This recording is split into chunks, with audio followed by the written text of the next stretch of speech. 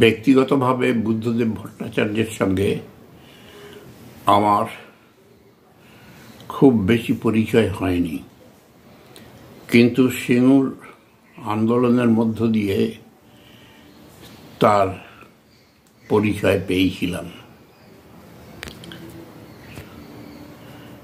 সেখানে ব্যক্তিগত বুদ্ধদেব ভট্টাচার্য আমার অত্যন্ত শ্রদ্ধেয়, প্রিয়, এবং আমি তার কোনো রকম সমালোচনা করিনি। কিন্তু জমি আন্দোলনের ক্ষেত্রে তার নীতির, তার সরকারের নীতির, দলের নীতির আমি বিরোধিতা করেছিলাম। বুদ্ধদেব ভট্টাচার্যের সততা, তার নিষ্ঠা আমি ব্যক্তিগতভাবে শ্রদ্ধা করি। তিনি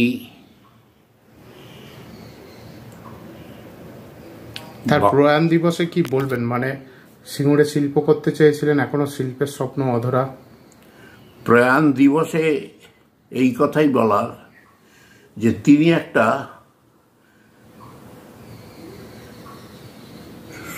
সমঝোতার পথ খুঁজে বার করেছিলেন। তৎকালীন শিল্পমন্ত্রী নিরুপম সেন এবং মাননীয় বুদ্ধদেব ভট্টাচার্য উভয়ে মিলে প্রাক্তন রাজ্যপাল গোপাল কৃষ্ণ গান্ধী নেতৃত্বে আমরা একটি সমঝোতার পথেতে এসেছিলাম।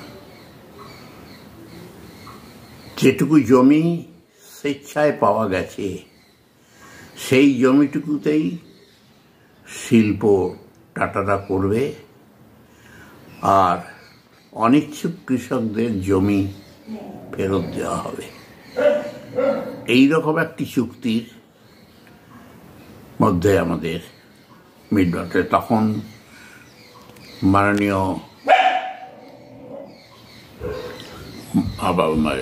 বিরোধী দলনেতা হিসাবে মমতা বন্দ্যোপাধ্যায় এবং পার্থ চট্টোপাধ্যায়, এরা একদিকে, এবং মাননীয় প্রাক্তন সদ্য প্রয়াত বুদ্ধদেব ভট্টাচার্য, নিরুপম সেন,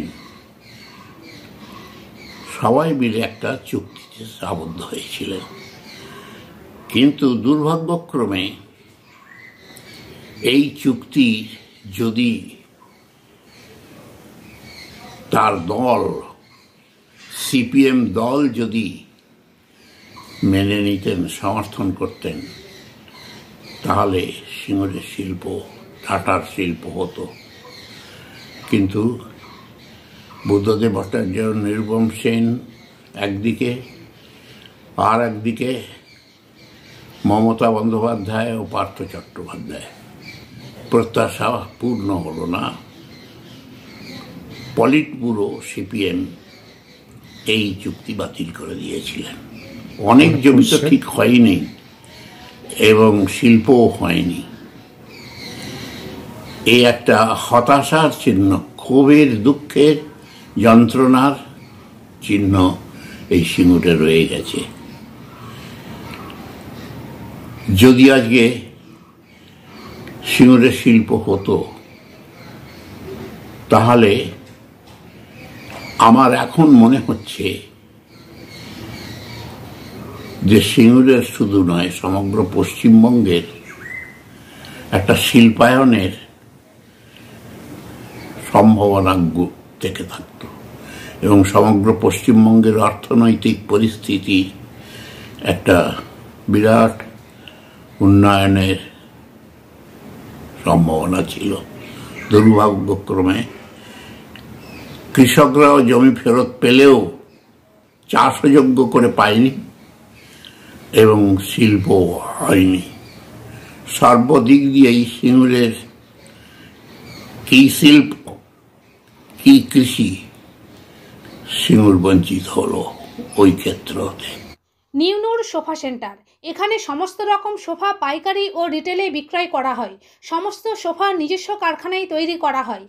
প্রোপাইটার হানিফ হোসেন খাঁ ও রুহুল হোসেন খাঁ, বড়ডোঙ্গল হাটতলা সিনেমা হলের সন্নিকটে, হুগলি। যোগাযোগ 7797170093 এবং 9382003105।